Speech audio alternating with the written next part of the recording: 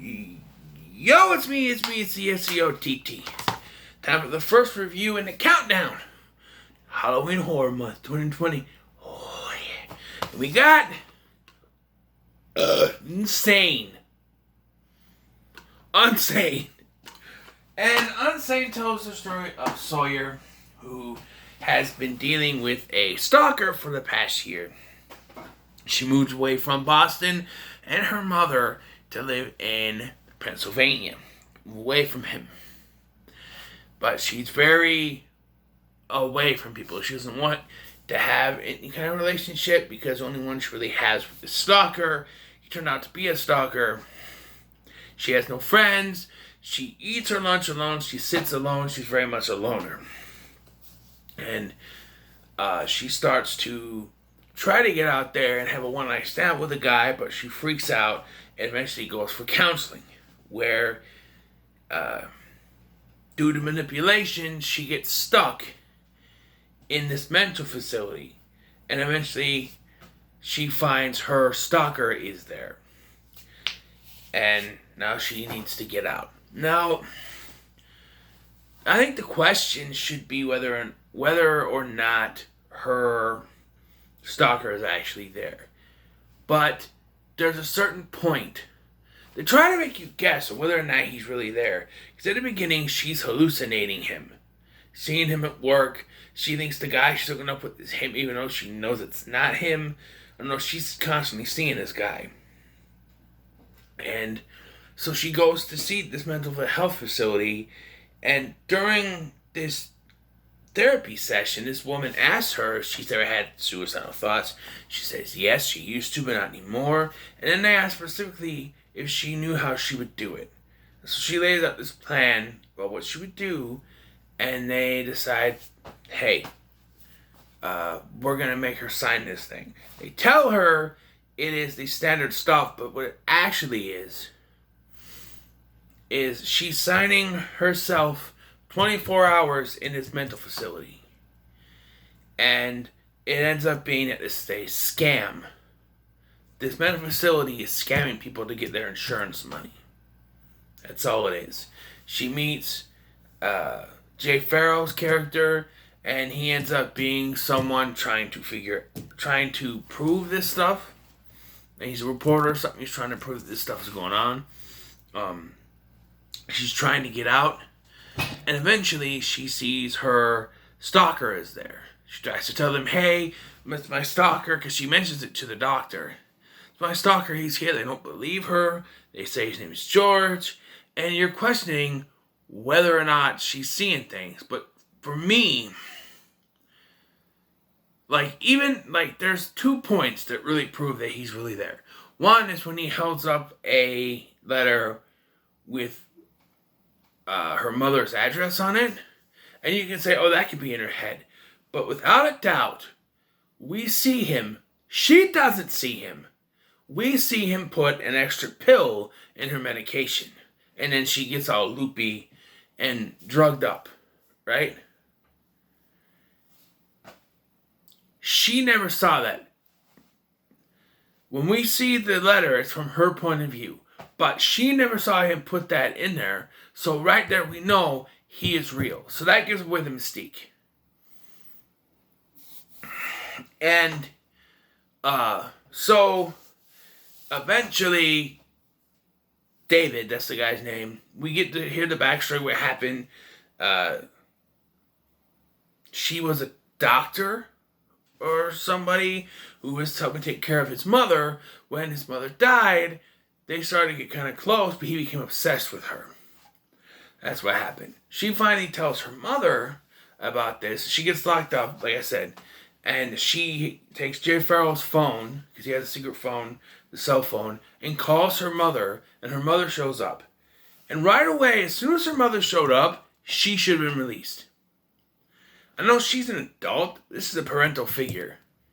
They can release you to your family. 24 hours, contract or not, your family comes for you. They have the right, the legal right, to take you out of there. They cannot keep you in there if your family, your mother specifically, is there to get you, but they still won't release her because we have a signed contract. And then she freaked out, which was their plan, because she's not supposed to be there. She freaked out and she attacked an orderly. So now she's got 3 more days there. They're doing it to milk more insurance money out of her. That's what they're doing. And the longer they can keep her freaking out, the more money they can make off her until eventually she won't have any insurance money left, and that's that. That's all they're doing. But they're also endangering her because her stalker is real. He is there. And eventually, she ends up in this, in solitary confinement. Now, this is where it gets very questionable for me. There are cameras in this facility, right? Now, he turns off the one that's in the solitary confinement. One, that's a red flag. Somebody would see that. Hey, that camera's off. And there should be a camera outside that shows him walking there every day. Him. No other orderlies, just him. It makes no sense. She eventually convinces him to bring in another female patient one she has a problem with because she knows she has a shank or a shiv, whatever you call that. She uses that to stab him in the neck and get out. Then he kills the other girl. And you show she has no remorse for this. I'm sure she does. It's just in the moment, things happen. Eventually she gets out and she kills this motherfucker. And the police show up because David, or George, whatever, kills Jay Farrow by injecting and ODing him. But it's found out he's been reporting and stuff. And then this is put all over the TV that he was actually reporting on something. Then the cops show up when one of the nurses find the dead orderly's body. Now here's where I have a big problem. He shouldn't have got away as far as he did. When this orderly, George did an interview, whether it was an online application or anything, he would have to submit a form of identification and a picture. David would not be able to just kill this guy and take his place. They would have a photo record of the real George in their files. So his plan would have never worked. But I digress. This is where everything starts to fall apart for him. Sawyer gets out. She gets away. David makes chase. They end up in the forest. She's, they find out that she finds out her mother's dead. David killed her mother. And then she kills David. Now, this is the point where I believe she should be justified. She should be free of him. He's dead. She's free, and she can move on with her life. And we sort of see this. It's months later now. She's got a promotion. She's got a friend. She's moving on with her life. And then the filmmakers ruin it by showing her see a hallucination of David. This makes no sense. For all intents and purposes, she should be over this. She should have conquered her fears, and she should be done with this. Now, Foundflix, in his ending explained, says that she will never truly be over it, and it'll haunt her for the rest of her life. That's not the path we were heading towards. She was seeing him ever at the beginning of the film. He turned out to be really there. He's dead. She can now move on. That's how it should have worked. This whole seeing him again makes no sense to me. She should be done over with him. Now, a few other things before I go. This movie, Steven Soderbergh shot this on an iPhone 7, which he claims is the future of filmmaking. I'm not so sure. It's very shoddy. There's a few shaky things. It's not the best idea.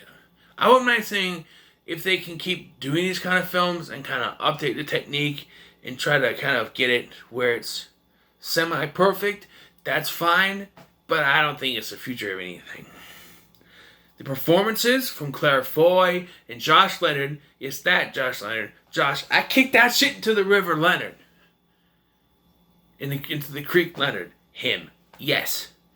Yes, him. For the Blair Witch Project, he's in this. He looks nothing like he used to. He's heavier, he's got a big beard, shorter hair. And performances in this are great. Even Jay Farrell, who's used to comedy, he's great in this. Shame he gets killed off. But all around, this movie's pretty good. It's a decent watch. I recommend it. I give it a 7 out of 10. So what are your thoughts on Unsane? Leave in the comments below. Make sure you like, share, subscribe, and join me as we are on the road to Halloween Horror Month 2020. That makes more sense than the countdown to the road. See ya. Make sure to like, share, and subscribe. Thanks for watching. I'm Scotty. See you next.